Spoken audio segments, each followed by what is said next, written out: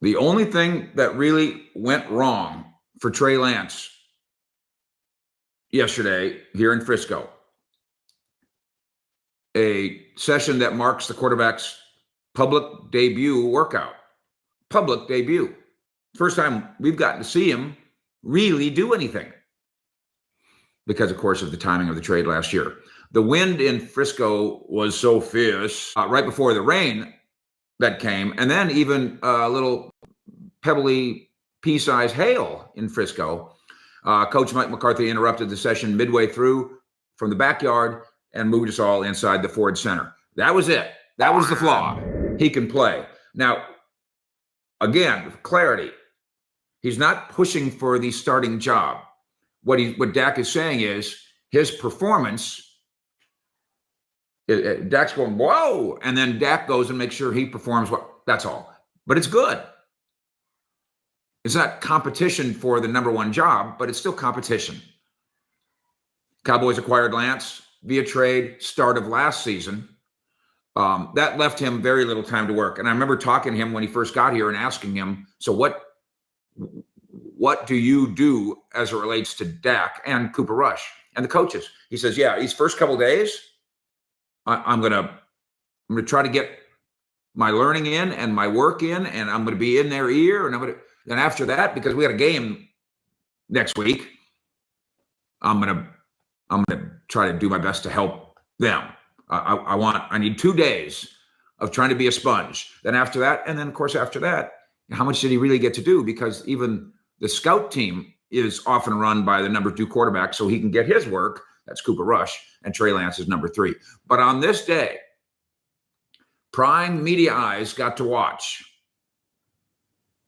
And on this day, the former Niners number 3 overall pick, pedigree, looked to me to be up to speed in McCarthy's Texas Coast offense in many, many ways. In fact, let me count those ways.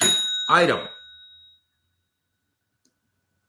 We've talked to him before about adjustments in footwork to try to do it Dallas's way. And every team, every coach has a slightly different way of doing it. And I'm telling you, again, I'm not a scout, I'm not a coach, and I never played quarterback in the NFL. But the precision was there. The attention to detail, ball fakes, ball handling, follow-throughs, nothing lazy, everything sharp. And you especially see, it could be a young quarterback or an older quarterback, in practice, yeah, I know I'm supposed to do the handoff and then keep running as if I still have the ball. Blah, blah, blah. Every time. Trey Lance, attention to that detail every time. Again, we're not talking about balls that were defended by cornerbacks or wide receivers afraid that they're going to get laid out by a safety. Of all the balls he threw, there was one that lacked touch. He threw a 95-mile-an-hour fastball to a tight end on kind of an out. But otherwise, and one time, but otherwise, and again, I watched every throw, inside and outside. A stand tall in the pocket presence with downfield accuracy. He wasn't throwing off his back foot. He wasn't trying to be Patrick Mahomes clever. On one occasion, Lance rolls left, sees quickly there's nothing there, tucks away, and runs upfield. That is a facet of his game that Cooper Rush, of course, does not share. And he's never been billed, Lance, as he's not Lamar Jackson. He's not Jalen Daniels. He's not that guy. But his athleticism is in play here. How about that?